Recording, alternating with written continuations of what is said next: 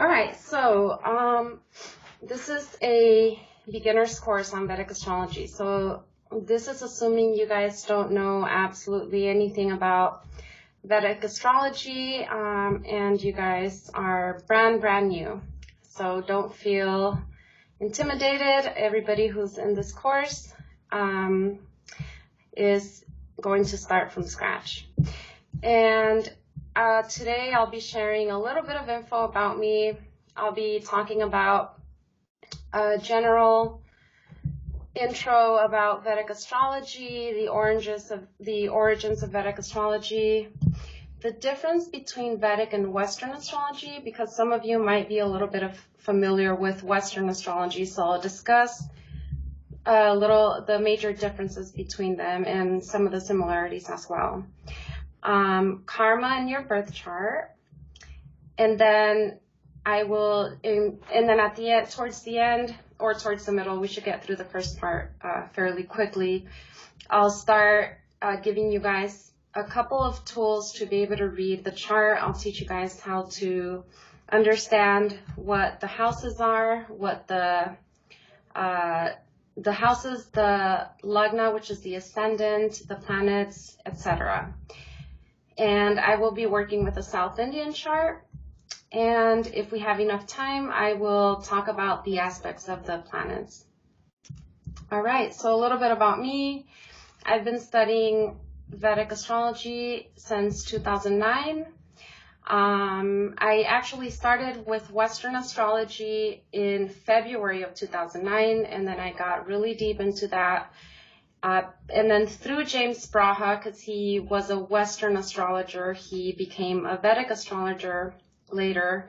He wrote a book that I liked of Western astrology, but he used a lot of Eastern terms. So on the back of the book, it said he practiced Vedic astrology. So I got curious, I ordered his books, and I never went back to Western astrology. I studied my chart. He sent me my chart along with the intro book, and then after that I was just amazed. A lot of the things that Western astrology did not discuss about my life, my chart, things that I felt should be very obvious, just weren't discussed for some reason in the Western chart. But with the Vedic chart, I mean, just immediately, just even the basic things where I was just barely starting to learn were amazing. And then after that, shortly after that, within less than a month, I ordered Dennis Flaherty's course. He lives in Seattle, and he has a correspondence course, and I ordered that. It took me about 6 months to get through that. It's all audio. He did have some homework things, but I just went through the whole audio course, which took about 6 months, doing about maybe 3 to 4 hours a week. So that was a pretty long course. After I was done with that course, I wanted to find somebody to study with in person, because I was at that point where it was like, okay, I have enough information, but I need to study with someone. That's when I met Panditji Mahesh Shastriji, which Jyotsna knows. And I found him online. I searched up, Vedic astrology in Seattle, and he was doing free Vedic astrology classes at the Microsoft building, which was so cool. And he said, come in, bring your laptop, call me. So I called him. We met, and it was amazing. After that, I became very good friends with him and his family, with him and his wife. And yes, I would go to their house every week and study one-on-one with him. So that was really nice. Then in 2014, there was a Vedic astrology conference in Seattle. I went there, and I went to that conference, and I met a lot of teachers, Vedic astrology teachers from all over the world.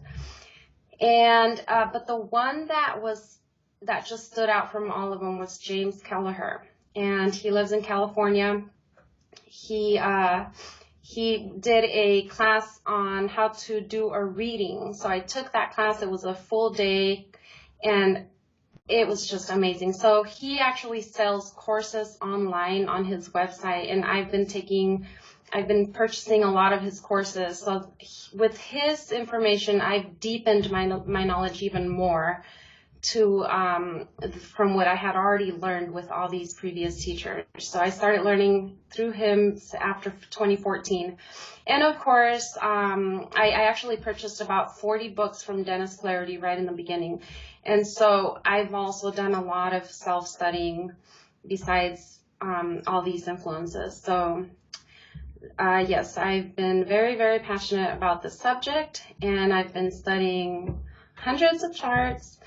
So I am a lifelong spiritual seeker and a lifelong Vedic astrology learner, because I still consider myself a learner. I think there's no end to learning, and it'll probably take lifetimes to really, really master the subject. But don't let that overwhelm you, because the time will come where you'll feel at least comfortable to start doing readings, and then you'll just continue your learning after that. If you want to visit my website, I write blogs and articles about astrology or about spiritual subjects, so that's vedicastrology.studio. And let's see, Jyotishi means astrologer in Sanskrit, so that's the reason I used this name, Jyotishi Monica. And the reason I used this was because on Facebook I was actually using my real name, and then I started joining online groups, so I didn't want my real name to be known, and so I changed it to Jyotishi, and it means astrologer in Sanskrit, and so I'm just using that. All right.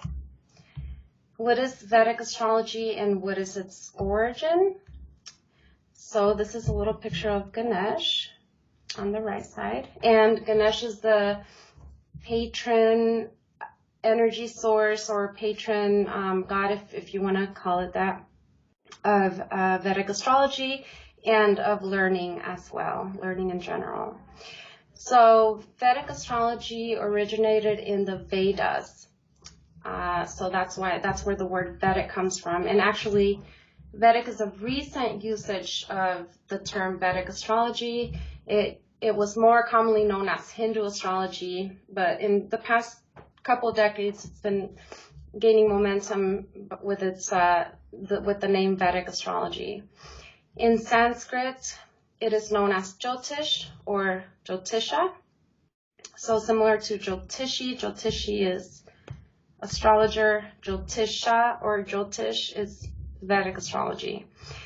It's one of the 6 limbs of the Veda, and we will talk about the Veda. What is the Veda, and what are the 6 limbs of the Veda?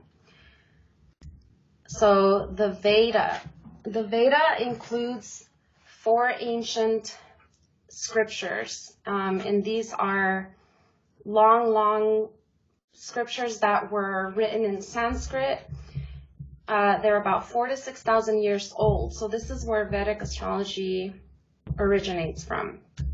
And they're some of the oldest scriptures in the world. Veda means knowledge, and it is considered to be a living entity. So the whole of the 4 Vedas are a living, energetic entity.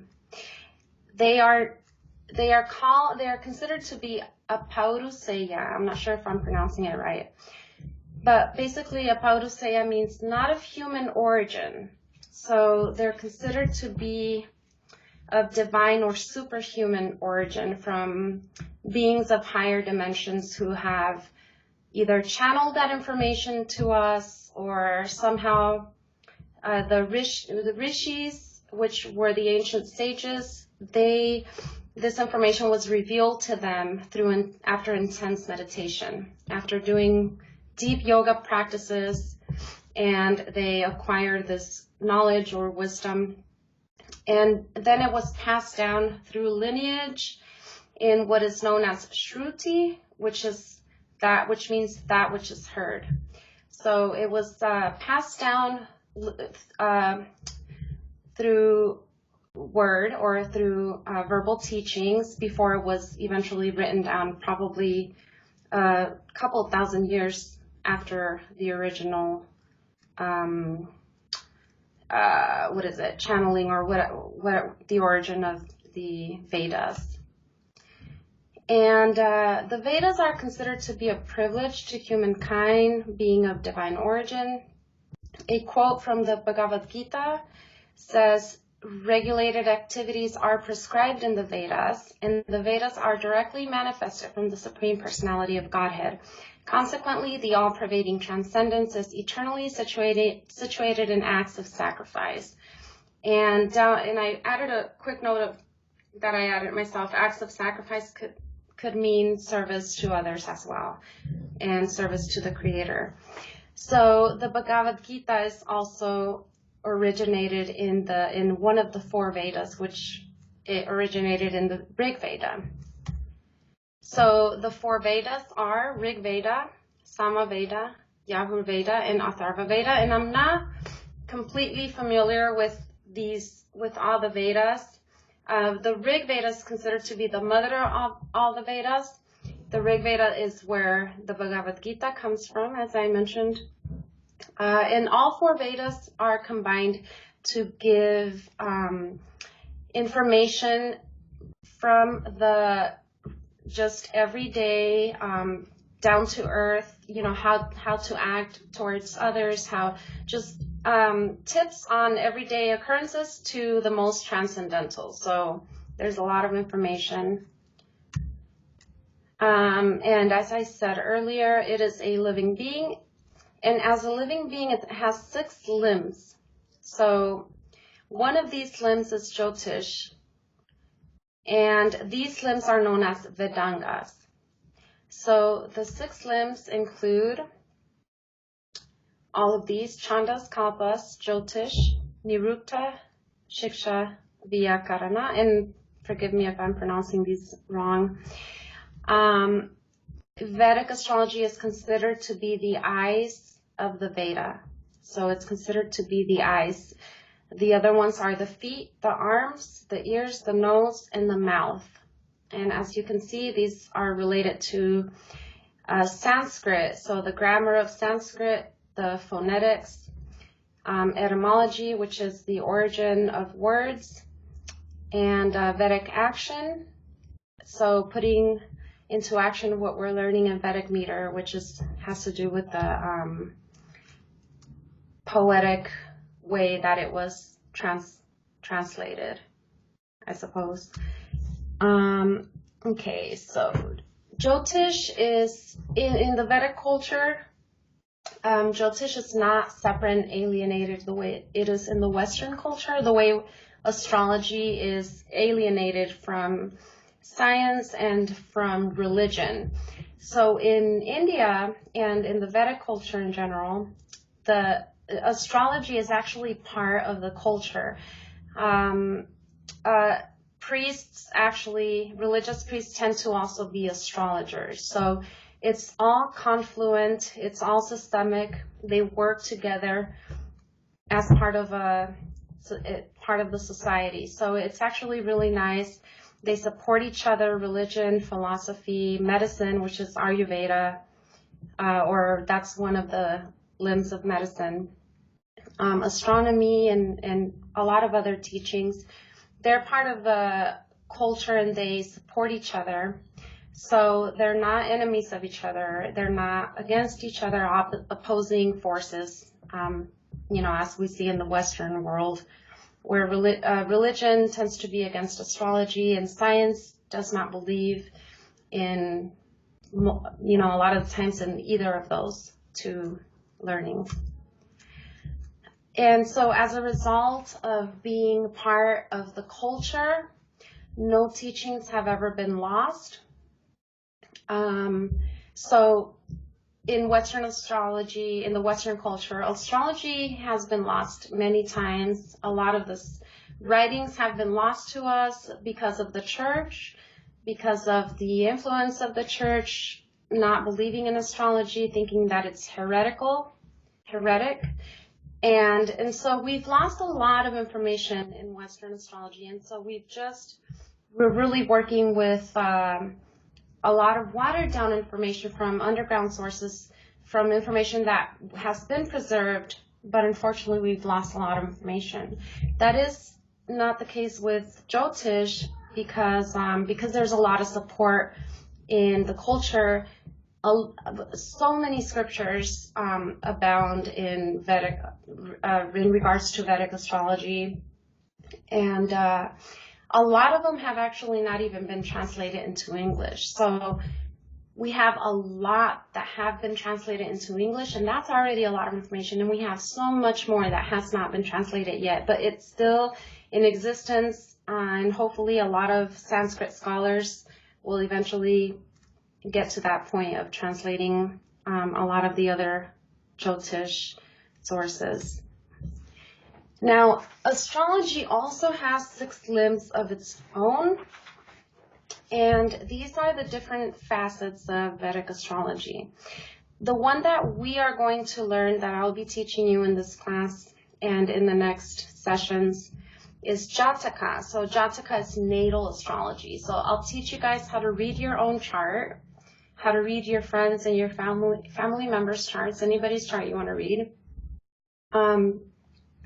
And you'll be familiar with natal astrology. Eventually, I may do more courses where we'll talk about the other, but I'll just briefly mention them. Gola is observational astronomy. So in the past, of course, we didn't have computers. Astrologers had to do all the calculations on their own. That's Ganita, that's the second one, astrological calculations. And everything, astrologers also had to know these calculations, a lot of math. Thankfully, we don't have to do all that work. We can get straight to discussing the chart, and the software does that all for us. Jataka, natal astrology. Prashna is horary astrology, and Prashna is when a person asks a question, the astrologer takes note of the exact time that the question was asked and place where the astrologer is sitting at the time when the question was asked. And so they take note of that and look up the chart, the planets in the sky at that moment in time, and that chart will reveal a lot of information in regards to the question. So let's say you don't have a person's birthday. Let's say the person was born in Cambodia, and I've actually met several people. They don't know their birthday. They only know the year they were born. They don't even know the month that they were born. So you can still use astrology to answer questions, and Prashna is one of those ways. You just look at the time of the question and you study that chart, and it'll only pertain to the question that was asked. And then Muhurta is electional astrology, and this one has to do with picking an auspicious time to do a special event. So what are special events? Moving into a new house, signing a contract, starting a business, getting married, or going on a very important trip. I'm going on vacation even. And so Muhurta usually use just for major events. So I used it for getting married, for when we moved into our new house, and even when I signed the purchase of the house, I picked an auspicious time back in several years ago, 2013. So I don't use this for smaller things. A lot of people come to me and they say, hey, can you give me a good time to go gambling? I'm like, no. I personally don't gamble, so I just don't feel like it should be used for, smaller things, just bigger things. Don't let astrology rule your life. So I kind of believe in free will. So just, be spontaneous, do your thing. I do use it for big events, but don't let astrology rule your life for little things like that. And finally, Nimitta, which are omens. And this is an example where back in the old times, ancient times, astrologers would not only use the person's chart to answer their questions, or the Prashna chart even, but they would even pay attention to their surroundings. So this is a whole study of its own, and actually James Kelleher has a whole course on omens. And basically, this is where you pay attention to the birds, you know, you pay attention to what's going on in the surroundings of when the question is asked. So like, let's see, for example, if somebody comes to an astrologer and says, hey, you know, my 2 children are going to take a driving course. Are they going to pass the course? And at that moment in time, the astrologer looks out the window and sees 2 birds and flying. You know, that indicates the 2 suns in regards to the question. And let's say one of the birds takes off flying, but the other one has something happens and it lands, you know, and it starts walking instead or whatever. So the astrologer will use that as an omen because it happened at the exact time that the question was asked. So the astrologer will use that as an omen that one of the boys will pass and one of the boys will not pass. So that's an example, but we can use this in everyday life as well. You know, so that's something Brenna actually mentioned in one of our meetings. So that's very important to pay attention to your surroundings, to the universe. The universe talks to us. A lot of times we're asleep, we're not paying attention, but it's a very good way to also get information to questions where you don't have to use astrology. You pay attention to what's going on in your surroundings at that moment. All right, so what is the difference between Vedic and Western astrology? The major difference is Western astrology uses the tropical zodiac and Vedic astrology uses the sidereal zodiac. So what does that mean? The tropical zodiac uses the seasons of the year. So spring, summer, winter, fall, and winter. The tropical zodiac starts 0 degrees Aries on the vernal equinox. When is the vernal equinox? The first day of spring, which happens around the 23rd of April, I think, or March, sorry. I think it's about the 22nd of March, somewhere around there. That's the vernal equinox. So Western astrology starts 0 degrees Aries on that day, and then from that point forward, Aries, Taurus, Gemini, and it goes on. So it uses the seasons of the earth. On the other hand, sidereal zodiac, which is what Vedic astrology uses, actually uses the constellations in the sky. So it uses a fixed point, a fixed star in the sky. And that star is known as Spica in Western astrology. That star is sitting at 30 degrees Virgo or 0 degrees Libra. And that's exactly diagonally across the zodiac from 0 degrees Aries. So that points to 0 degrees Aries. In Western astrology, it's called Spica. And let's see, in Vedic, it's called, I'm going to have to get back to you guys on that one. I'm spacing in on the name. I apologize for that. So this star will point at 0 degrees Aries. And as a result of using the sidereal zodiac, the zodiac will not change very much because the stars don't really change their position. There is such a thing called precession of the equinox. And because of the precession of the equinox, which is a whole study of its own, if you guys are interested, you guys can research that. But basically, in very, very basic terms, the precession of the equinox causes, every year it'll be 52 seconds of arc difference. So what does that mean? 52 seconds is about 1 whole degree, and each sign has 30 degrees. Okay, so both of the zodiacs were aligned somewhere around 85 AD, where 0 degrees Aries was exactly in the same spot, around 85 AD.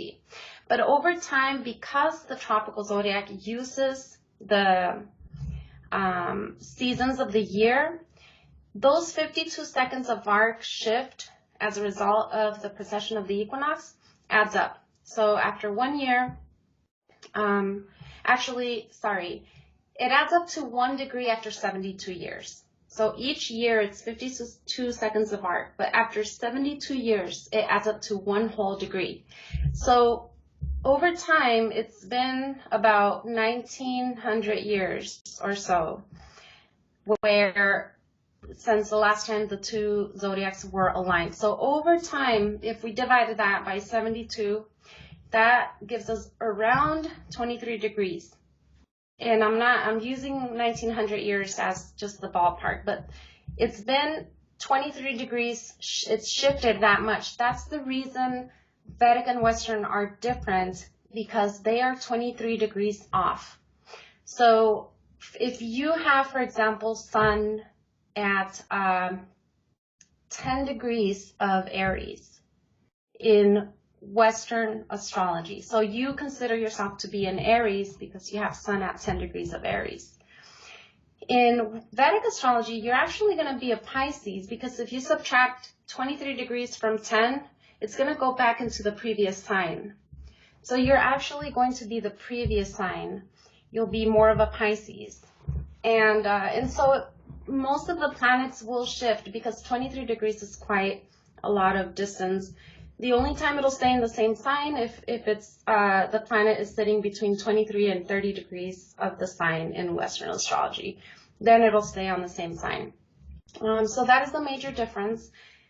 And I like to use, I personally think this is the reason why I personally think Vedic astrology is more accurate, is because it uses a fixed point in the star. So there's not a lot of change happening. And it's very similar to what astronomers use also. Astronomers use the same names that we do, even though they might not believe in astrology, but they still use Pisces, they still use Cancer, they still refer to the sky with using those terms, and they're using a zodiac very, very similar to the sidereal zodiac. I think theirs is a little bit off, maybe by a couple of degrees, but not to the extent that the tropical zodiac is off. So that is, and when I studied my Western chart versus my Vedic astrology chart, I actually noticed that I was more in alignment with my Vedic astrology signs, because they shifted. In Western, for example, I'm supposed to have a Capricorn ascendant. In Vedic, I actually have a Sagittarius ascendant. I really, really feel I'm very much like a Sagittarius type. I really don't connect with Capricorn at all. I have no planets there. In Vedic astrology, I don't consider myself a Capricornian at all. That's one example of why I lean strongly towards Vedic. Everyone will have their own experience. Some people will still stick to Western astrology, and that's fine. Both astrologies have their strengths, and they both will give very good information about your chart. So, it's not really on your personal experience. Now, karma is very, very much intertwined with Vedic astrology, with astrology in general. And really, to use astrology, the person really has to foundationally also believe in reincarnation, because if we're looking at our chart and we're saying, okay, why are we born with these tendencies? Why do I have these strengths and weaknesses in my chart? It's because we've done work in previous lives. And in this life, that work will show as the karma that we're born with. So the strengths that we have in our charts, that's where we have been investing a lot of our time in our previous lives. The weaknesses that are shown in the chart are going to be showing the where we've not been paying a lot of attention in our lives. So our chart will show how our actions, thoughts, words, and deeds have manifested as karma in this lifetime. And this will show our psychological strengths and weaknesses, emotional, but also physical. This is where Ayurveda also comes in. The chart will show how a person is predisposed.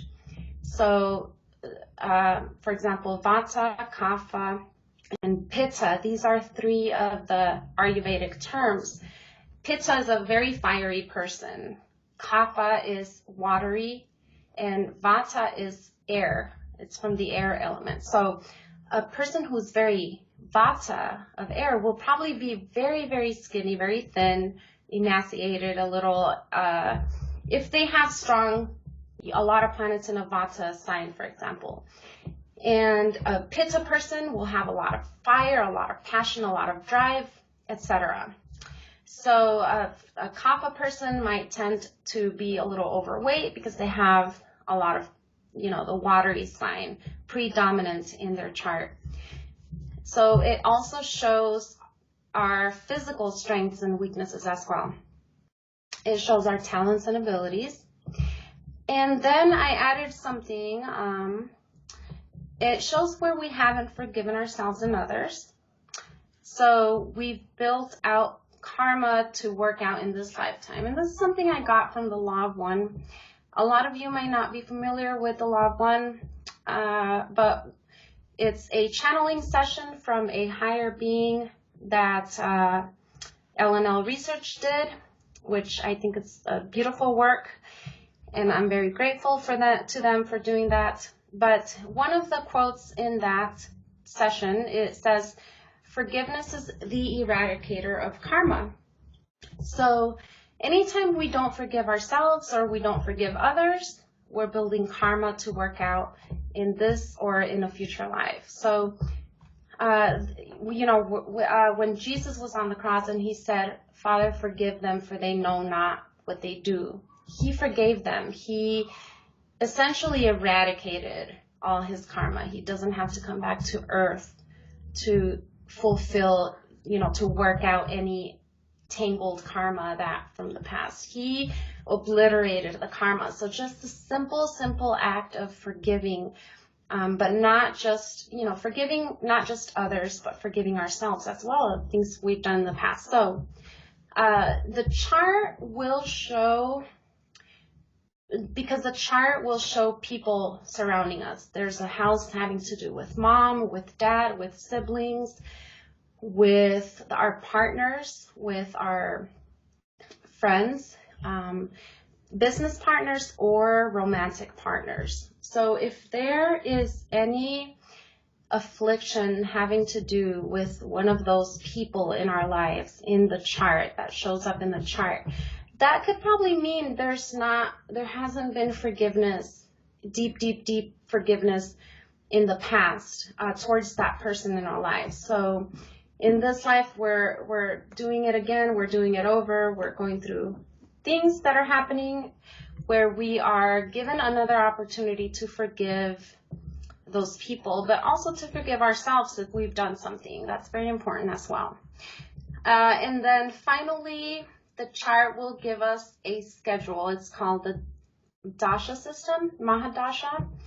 And basically, the Mahadasha will show a scheduling of events when the karma will fructify in this lifetime. From the moment that we are born, from that moment, the Dasha, which is the planetary cycle, starts clicking. It's like a clock. It starts clicking, or it starts ticking. And so from the moment we're born, we start experiencing the karmas that we brought into this life, that we chose to go through pre-incarnative choice. And there are planetary cycles. So we're all running a planetary cycle. We're either running the planet of Mars, which is a 6-year cycle, or we're running the planet of Jupiter, which is a 16-year cycle. Every planet has a different cycle length. And when we're running that planetary cycle, we are being exposed to situations in life having to do with where that planet is situated in our charts. And I'll get more to that later, but just briefly, The dasha system provides a timeline. When do we enter the sun cycle? It says here on your chart, you'll enter the sun cycle in 2021. It's a 7-year cycle or 6-year cycle. So from 2021 to 2027, you'll be in the sun cycle. What's going to happen in my life when I'm in the sun cycle? Well, let's look at where the sun is placed in your chart. Okay, it's placed in the sign of Cancer. It is with the moon, you know, for example.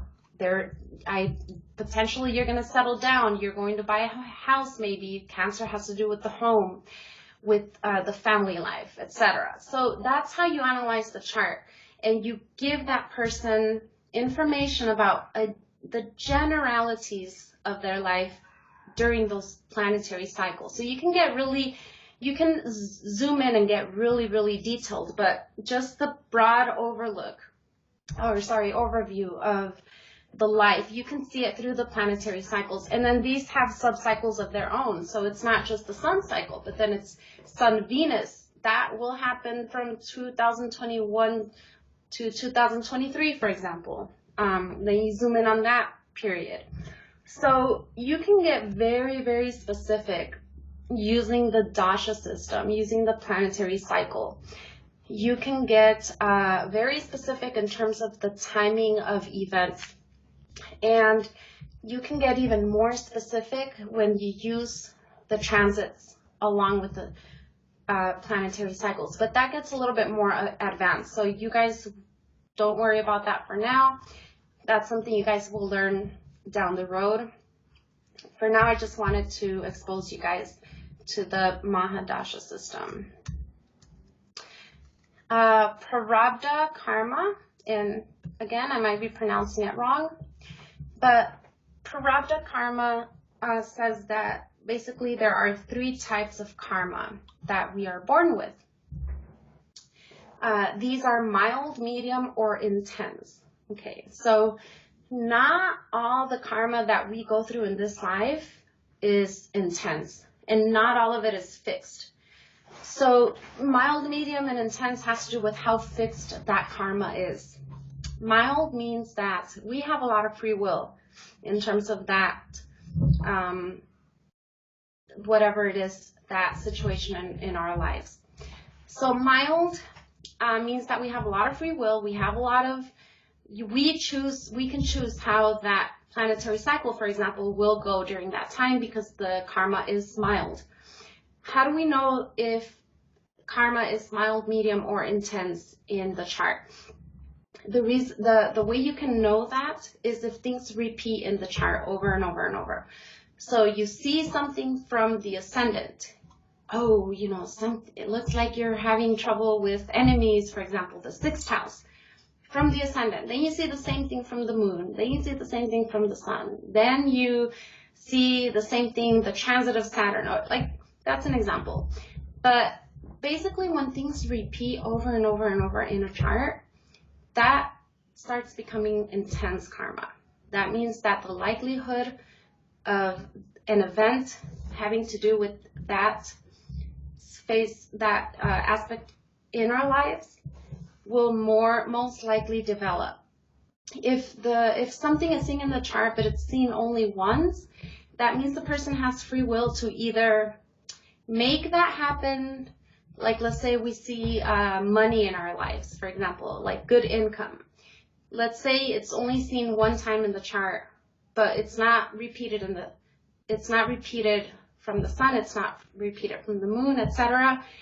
That means that we have free will to work on that. So we could choose to make more money if we focus on that, for example. Or learning, that's another example. Learning anything you can think of. If it doesn't repeat, you have free will. If it's very, very strong, then there's medium, of course. So it doesn't mean it will happen, but you have to put work into it. Like, let's say there's some negative influence that may be seen in the chart that's going to happen, whatever, in 5 years or something. Through free will, you can alleviate that karma. You can eradicate it, but it would take a lot of work. It would take, for example, a lot of forgiveness. in regards to whatever that situation has to do with. So if it has to do with partnership and, you know, something is seen in the chart, then a lot of work on forgiveness, on spiritual work. And this is, a lot of it is really spiritual work that we're working on ourselves. So, but if we just kind of just let it go and don't do anything and just live life spontaneously, then most likely these karmas will develop in our lives. And whatever's seen in the chart will fructify as it's seen in the chart. It all depends on how much work we put into it, because free will is definitely important, and free will does exist, and yes, we can change whatever is seen in the chart. It just has to do with how strong that karma is, mild, medium, or intense, and how much work we put into it. 3 ways that we will analyze the chart are, I'm going to teach you guys the signs, which are called the rashis, the bhavas, which are the houses, I have these mixed, I have these backwards, but the planets, which are the grahas, and eventually, probably at a later session, I'll teach you guys about nakshatras. The nakshatras are more advanced, more intermediate to advanced, so you guys don't have to worry about nakshatras right now, but just really quickly, there's 27 nakshatras, and they sit behind the signs in the sky. So behind the sign of Cancer, there's the nakshatra of Pushya, there's the nakshatra of, Purnavasu, for example. That gets even more detailed. That gives even more information about your chart. So you don't just say, okay, sun is in Cancer, but you say, okay, sun is in Cancer in Purnavasu. That will be very, very different from somebody else who has sun in Cancer, where sun is in the nakshatra of Ashlesha, for example. That's going to give 2 very different results. So the nakshatras will tweak the chart as well, and will make it even more predictable and accurate in terms of psychological profile or timing of events, of how the event will play out. For example, Pushya is a really lucky nakshatra, so sun and Pushya in Cancer, the person will be very, very, very lucky. In sun in Ashlesha, that's very different, because Ashlesha is similar to the 8th house, underground, secret, mystery, that kind of stuff. So very different energies coming from the nakshatras as well. So the nakshatras are very important, but that will be later down the road. So today we'll just cover signs, houses, and planets, and if we have time, which I think we should have time, I'll cover the aspects of the planets as well. That way you guys can be able to look at your chart and see what planets are aspecting what houses, etc. There's 2 kinds of charts that we can use in Vedic astrology to analyze a chart. There's the North Indian chart, there's the South Indian chart. The North Indian chart looks like this, and where you can see the numbers 1, 2, 3 going counterclockwise, those are the houses. And what are houses? You guys are probably like, what does that mean, house? Okay, so there's 12 signs of the zodiac, and there's also 12 houses. The houses have to do with a specific point in our lives.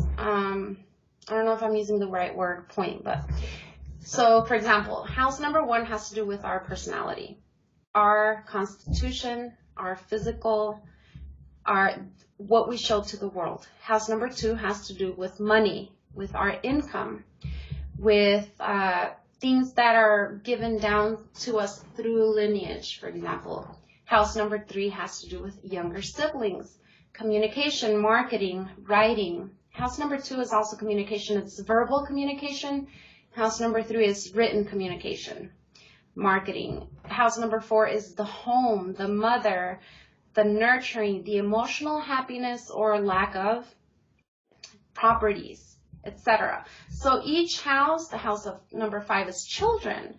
It's also, house number 5 also has to do with entertainment, romance, and then it also has to do with rituals, for example, or the disciples. It depends how, what you're looking at, if you're looking at the higher aspect of that house or the more down-to-earth, ground, physical aspect. So even every house has its own quality, from being more dense to less dense. So every house has its own significations, and then the signs will give the quality of that house. So for example, let's say your 4th house is having to do with the home. Okay, let's say you have Sun in the 4th house, okay, in the sign of Sagittarius, for example. Okay, so that will probably mean that you'll have a house where a lot of sunshine will come through, and it will probably be very spacious, and the sun will be coming through the window. You'll like having your windows open, as opposed to, let's say the 4th house is in the sign of Scorpio. Then Scorpio is a very secretive sign, whereas Sagittarius is open and free, ruled by Jupiter, loves space. Jupiter loves space. The sun is sitting there, the sun wants sunlight. Whereas, let's say you have Saturn and Scorpio in the 4th house. Well, that's a very different kind of energy. If you have Saturn in the 4th and Scorpio, then you probably live in a place where it's dark and you don't like having your blinds open and it's secretive, and you don't really like having people over. And so you can tweak the whatever is happening in the person's life, or the domain of the person's life. You can tweak it based on what sign is sitting there.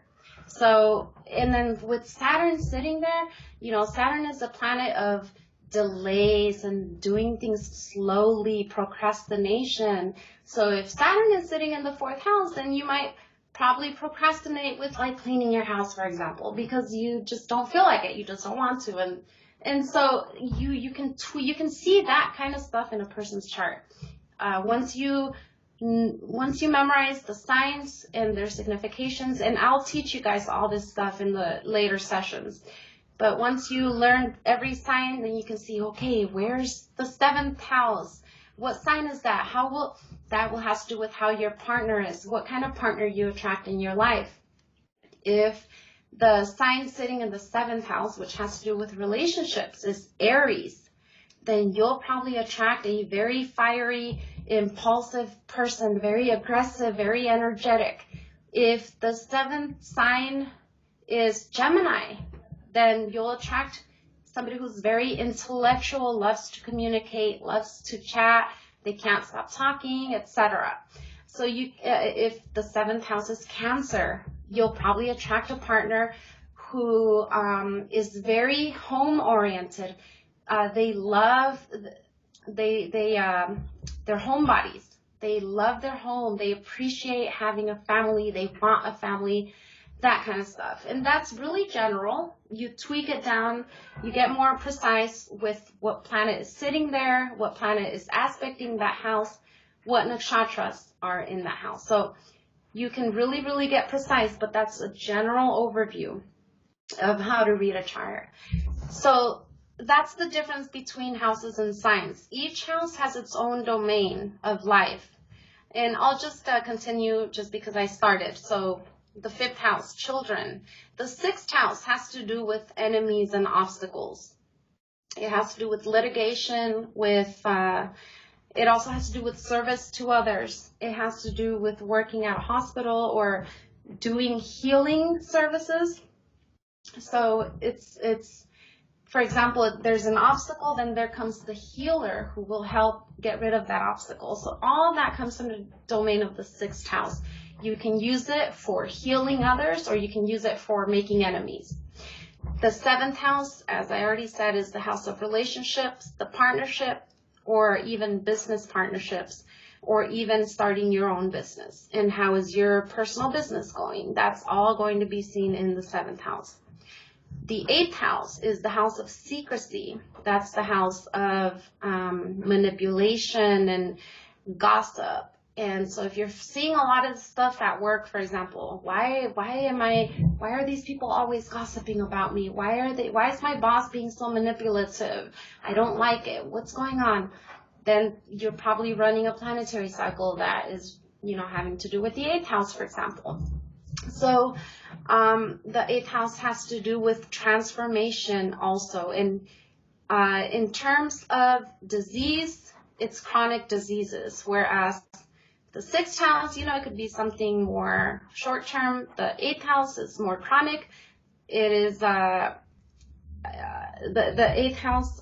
Saturn is one of the planets that has to do with this house, but we'll get to that eventually.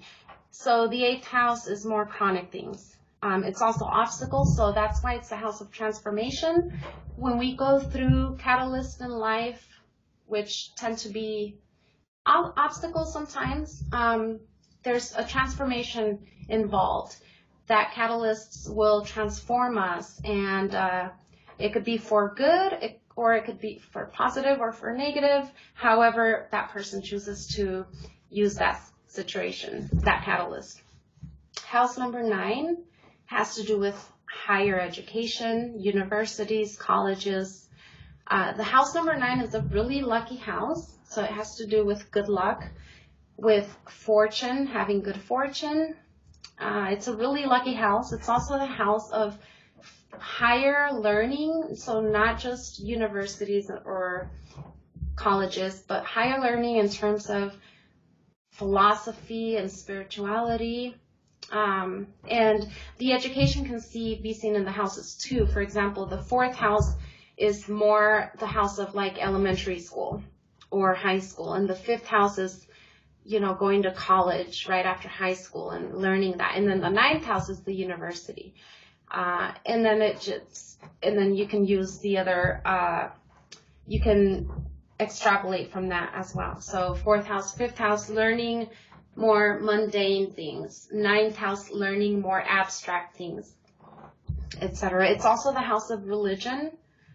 How not necessarily how religious the person is, but how spiritual the person is. Because nowadays, a lot of people are very spiritual, but not necessarily religious. So the 9th house will show how spiritual the person is. And if they stay with the religion that they grew up with, or if they go to another religion as adults, the 9th house will show that. The 10th house is the house of career.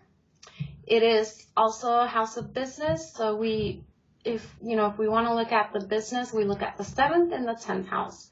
It's the house of our work. It's also the house of karma. So it's the kind of karma the kind of work we do, which builds new karma.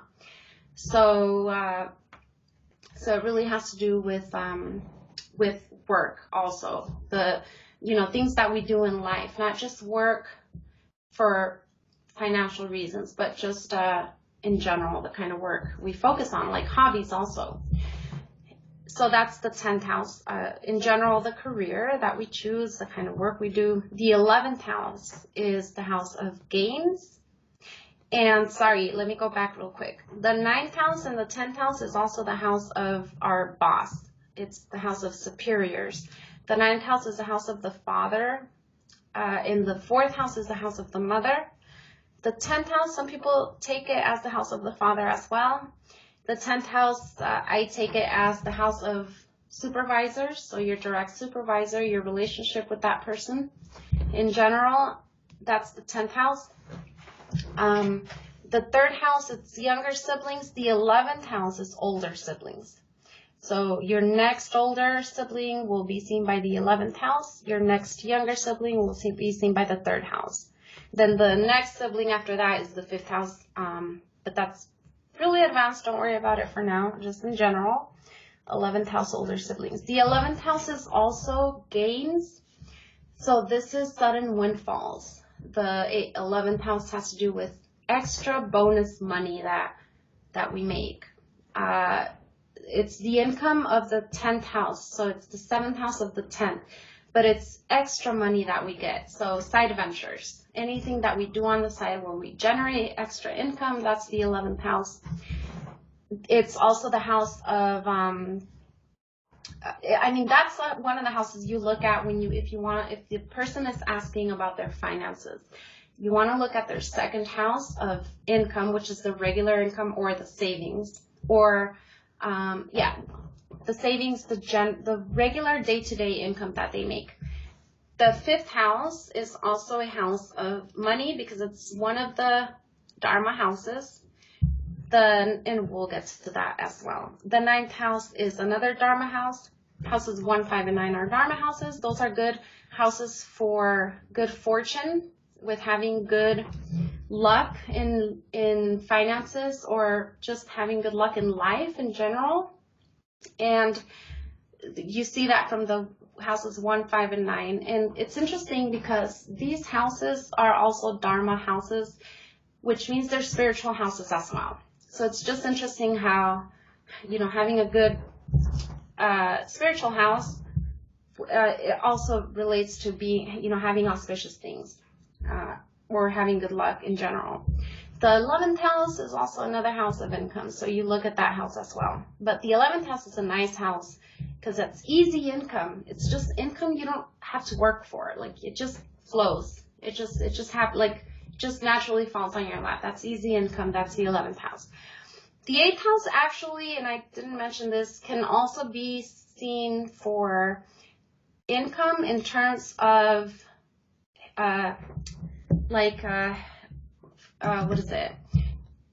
For example, if you win the lottery, that's seen in the 8th house because that's a sudden event that transforms your life suddenly.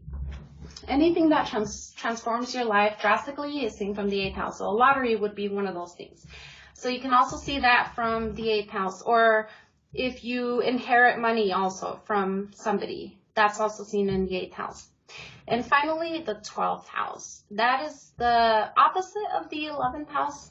It's the opposite in terms of having to do with losses.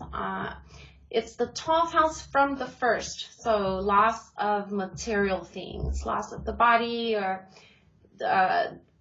moving on to the astral plane, or dreams. The 12th house has to do with dreams, astral travel, psychological work, having to do with the subconscious mind. That's all seen in the 12th house.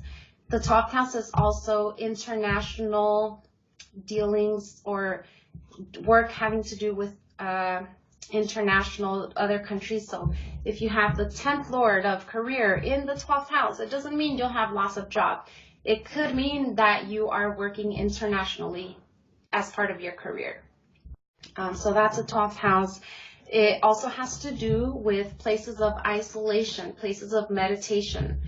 So the ashram is the 12th house. Monasteries are 12th house related. The hospitals or prisons are 12th house because these are places of isolation where we are isolated from society. The bedroom is the 12th house. The bedroom is where we are in our own space and recharging. That's seen in the 12th house. And it's also the house of bed pleasures, so it's also a sexual house. The sexual houses are houses 7, 8, and 12. And I think I went through all the houses. So if you guys have any questions, feel free to chime in and ask a question. If not, I'll continue. So this is the South Indian chart, and this is the chart that I'm familiar with. This is the chart that I learned through James Braha. He predominantly uses the South Indian chart. I do know how to read the North Indian chart, but because I've used the South Indian chart so much, I can use it much easier. My brain gets confused when I use the North Indian chart. Because what happens with the North Indian chart is the houses are fixed. So where it says number 1, that's always going to be the first house, but the signs are going to shift. So you might see Cancer on that house, or you might see Sagittarius on that house. The signs are going to shift, but the houses are fixed. However, in the South Indian chart, the signs are fixed and the houses are the ones that shift. And what does that mean? So in the South Indian chart, where you see these signs written down, Aries, Taurus, Gemini, that little box will always be that sign. Leo will always be in that little box. Virgo is always going to be in the bottom right. Pisces is always going to be in the top left, etc. So the signs will never shift. They're fixed. The houses will shift. So let me give you an example. This is, there's a diagonal line. Oops. Let me do something here so I can show you guys. Let's add a, keynote. Let's insert a line. All right. So let's go back. There it is. Oops. Okay, so do you guys see that diagonal line? Apparently I can't move it anymore. But that diagonal line that I inserted will show you where the first house begins. And then you go clockwise. Okay, so North Indian chart, you go counterclockwise. South Indian chart, you go clockwise. Then from this point forward, I will strictly be using the South Indian chart. So it's good to memorize these. And I'll give you guys a copy of this chart. That way you guys can memorize these placements of the planets. But if you guys have the signs memorized already because you're already familiar with Western astrology, then you just have to remember they go in order, starting from Aries on the top, middle, towards the left part, little box. And then just go clockwise.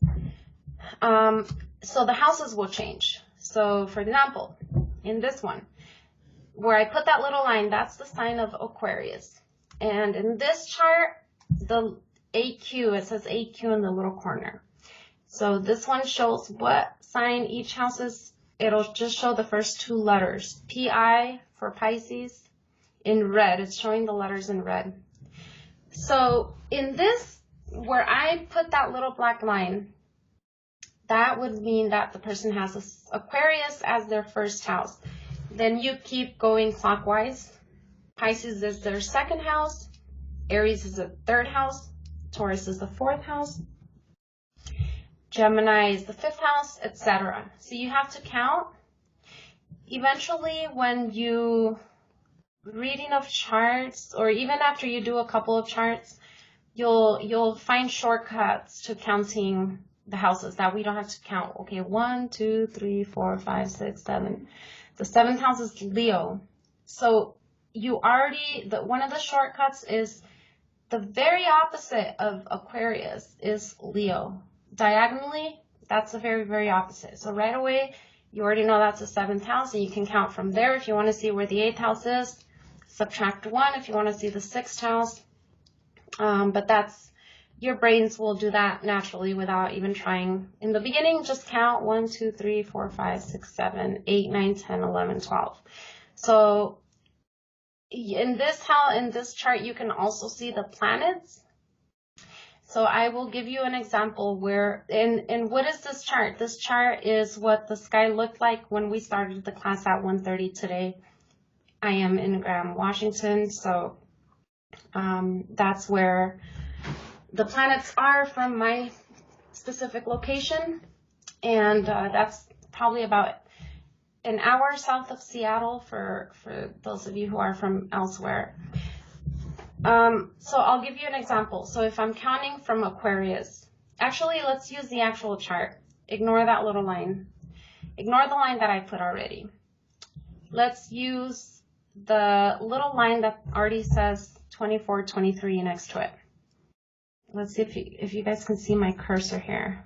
And I'll move this here. Okay, let me get rid of that little line. So right here, this little line, that shows that when we started the class at 1:30, Scorpio. This is Scorpio. Let's go back. See, that little box is Scorpio. So Scorpio was rising. Then the second house going clockwise it says SA right there. That's the planet of Saturn. So Saturn in this chart is sitting in the second house. Then you count 3 houses, 1, and you always count it as number 1. You don't count the second house as number 1. You count the little diagonal line as number 1. Number 2 is Saturn. Number 2 is Sagittarius, and Saturn is sitting there. Number 3, Capricorn. We see Mars and K2, and I haven't gotten to the planets yet, but K2 is the south node of the moon. Rahu is the north node of the moon. These are very, very strong, energetic forces that have planetary status in Jyotish. They are that powerful. They are the ones that cause the eclipses, and eclipses are very, very powerful things in astrology. Very important to look at eclipses and when they happen, where they happen in our charts, and are they happening on top of one of our planets. That's for later work, but for now, just know they play very, very powerful roles in astrology. They are given planetary, they're called grahas. Now, grahas are planets, but, obviously Rahu and Ketu are not planets in real life. So graha actually means to seize. It doesn't actually mean planet in Sanskrit. It actually means a force that seizes you. Or a force that grabs you. So grab is a good way we could translate graha, grab. So it's a force that grabs you. It doesn't have to be a planet. Planets have this kind of force that grab us and influence us. But the Rahu and Ketu, the north and south node of the moon, they're dark points in the sky having to do with the position of the moon in reference to the sun. And it's already calculated for us. But these are very, very powerful. And just very quickly, Rahu is obsession. It stands with obsessive things that we are obsessed about. So if Rahu is sitting in our 7th house of our Vedic chart, we are obsessed with relationships. If Rahu is sitting in our 9th house of religion and spirituality or higher learning, we are obsessed with this kind of teaching, with learning, with spirituality. We're obsessed with that. If it's sitting in our 2nd house of income or 11th house of easy gains, we're obsessed with money. So wherever Rahu is placed in the chart, we are obsessed with that domain in life. And then also we see if Rahu, which is RA in this chart, if it is with any planet. In this case, it's alone in that little house, which is Cancer. Oops. But if it's with the sun, for example, then Rahu will make us obsessed about our personality, about shining in life, about standing out. If it is with the moon, it will make us obsessed with our emotions, with our inner thoughts and inner feelings, and we'll become very introspective. If it is sitting with Mercury, we are obsessed with learning, with thinking, with analysis, analytical thinking, with communication. So it's a cup that's overflowing. Whenever Rahu's sitting with the planet or wherever it's sitting, it will make that domain in life overflow. We are addicted to whatever it is. If it's with Venus, it's also being addicted to relationships or to sexual relationships, etc. So you get the point. Ketu is the opposite of Rahu. Ketu means detachment. So on a higher level, Ketu is the planet, or the graha, better, of spirituality, of enlightenment. It is the planet. It's the graha of detachment to the highest degree. It is what Buddha exemplifies, the ultimate nirvana or detachment from material world. So wherever Ketu is in the chart, we are detached from that. We've already done work in previous lives We've already gotten above and beyond that domain in life in a way. We're detached. But, you know, it's more than that also. So that goes into advanced stuff that we'll get to later. So that's how you read a chart. I'm going to send you guys a copy of your charts. You guys just send me your information. I think I have several of yours, of some of you already. If I don't have your information, just send me your birthday, the time that you were born, the place that you were born. So 3 things: birthday, time, and place. I will send you a copy of your chart via Skype, and you can study where these planets are. And if you guys want to take it a step further, since you already know which houses, which little squares are, you know, which houses, and then you just count the house. Number 1 will be, that's the first house. Let me see what's next. Yeah, that's the last slide. So we just have the planets, which I'm already talking about anyway.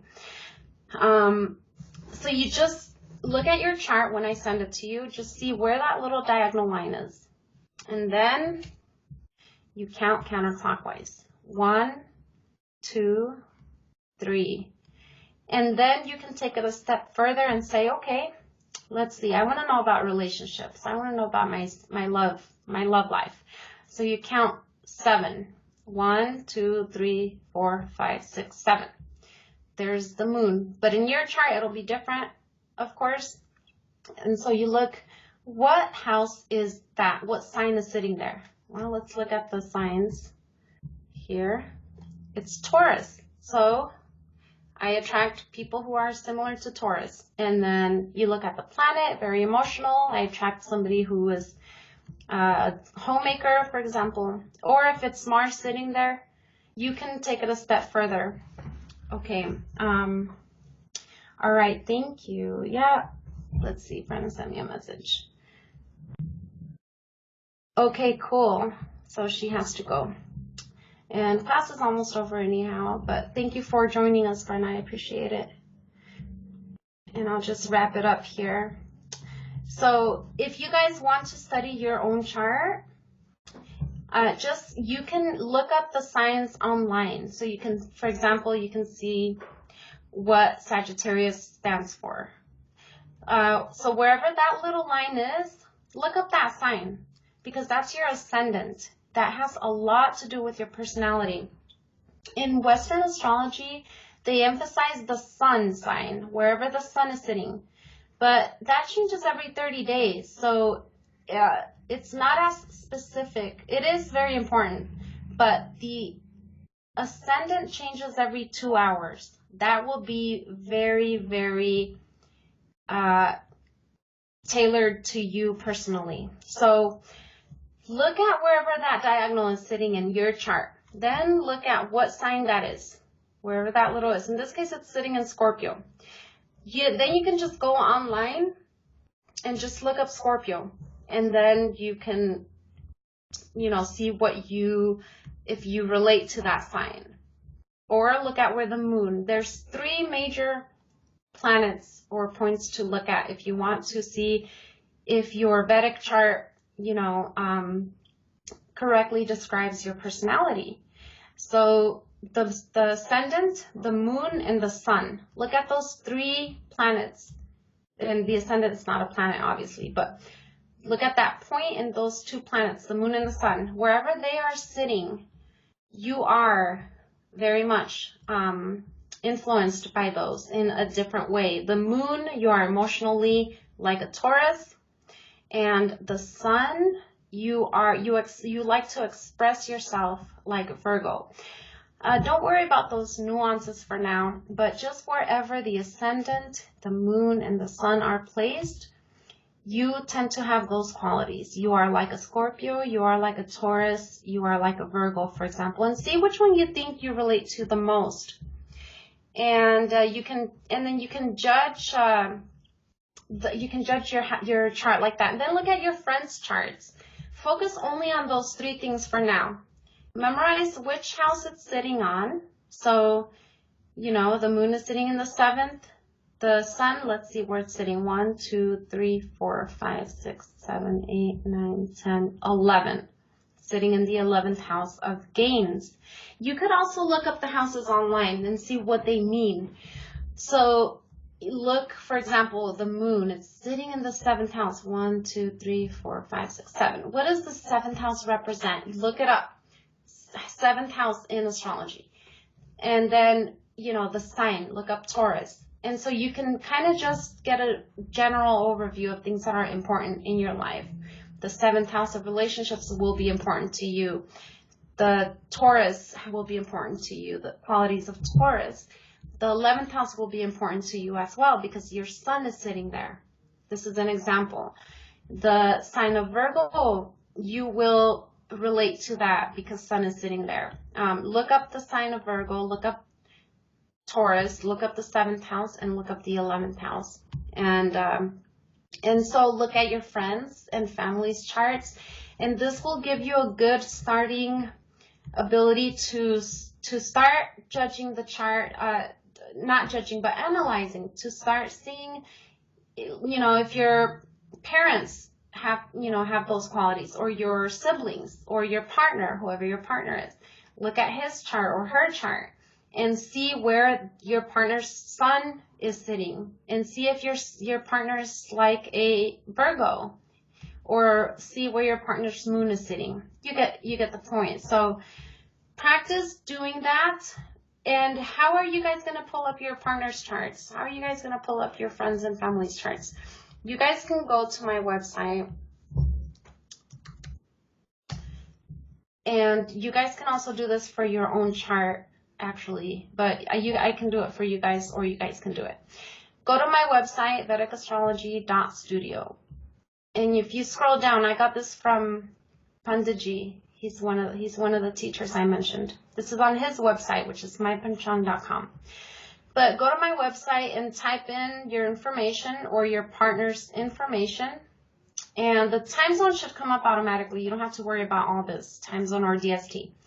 Put in, you know, the month, the day, the year, the time is very important. The time that the person was born is very important. That will determine where the first house is placed in the chart. If you don't have the time, that's fine. Just put 12 o'clock and only focus on the moon and the sun sign. Don't worry about the ascendant. But put 12 if you don't have the time. But put everything here. This is the seconds. These are the hour, the minute, the second. Use military time. Put the country. Put the state of that place that you were born. Put the city. So it'll be Washington. I just typed W, Seattle. Then it should come up automatically, the time zone and the latitude, longitude. Then you submit. So testing. Then you submit. Here I'll put a birthday here. 2017. 7 in the morning, 30. This is my son's birthday. He was born last year, September 28th, 7:30 in the morning. Submit. Then your chart will come up, or your partner's chart. Okay, so the colors are different. Essentially, it's the same chart, but you only look at this chart. Don't worry about D9. Don't worry about that. And you can look at this if you want. This is where the planets and the signs are sitting. But just look at this chart. And in this case, it doesn't have the little diagonal sign. It has AS. So AS will be the first house. And then you count clockwise. So in my son's case, he has AS in Virgo. So his first house is Virgo. So I would look at Virgo and see if he's similar to a Virgo. The sun is also in Virgo. So now he has a double Virgo. So then I go to the moon. 1, 2, 3, 4. It's sitting in Sagittarius in the 4th house. So he will also have Sagittarius qualities. If the sun was not in Virgo, if the sun was in Leo, then he would have Virgo, Leo, and Sagittarius qualities. And that's what makes us unique. That's what makes us different from everyone else who has sun in the same sign, who has sun in Gemini. We're not all the same. So it will change based on where the moon is also, or the ascendant. So that's how you look at it. And you can also go here and look at the first three, ascendant, sun, and moon, and it'll tell you where it's sitting. It's sitting in Virgo for the ascendant, sun is in Virgo, and the moon is in Sagittarius. And just look at those three, look up those three signs, read about them and the houses that it's in. This one, actually, it's really nice. It tells you what house it's in right here. And you can actually practice using this. Practice, see where all the planets are. Jupiter, what house is it in? Second house, 1, 2. Go to Jupiter. It says number 2. It's in the second house. Practice that. And you can also even go online if you want to take it even deeper, depending on how comfortable you feel. And you can type in Jupiter in the second house. What does that mean? So let's go. Let's do that real quick so that I'll give you guys a few tools to use. Jupiter in the second house. And you can actually get deep information. You can even get videos from KRS channel right here. He'll talk about what Jupiter means in the second house. And a lot of people make videos. And don't worry if the video is from Western or Vedic astrology. In general, Jupiter in the second house will generally mean the same thing for both systems. You can also read the chart, articles, and read about it and see how that, and you can go through every planet and practice doing that. That's why you'll practice reading the chart. Oops, did I lose the chart? I think I lost it.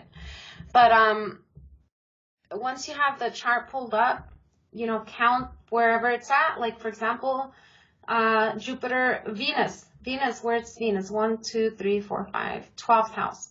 When you finish counting, Venus in the 12th, so then you can look that up. What does that mean? Venus in the 12th house. And you can probably get a video too. Look, a lot of people talk about this. What does that mean? Love life. What does that mean what does my love life mean when it's Venus is in the 12th house? And you'll start getting pretty, deep analysis just using these basic tools. You can do your own research start with your own chart and then your partner's chart. And just, that's the best way to learn when we use our own chart in the beginning. So, yeah, so that's the essence of the first class. Do you guys have any questions?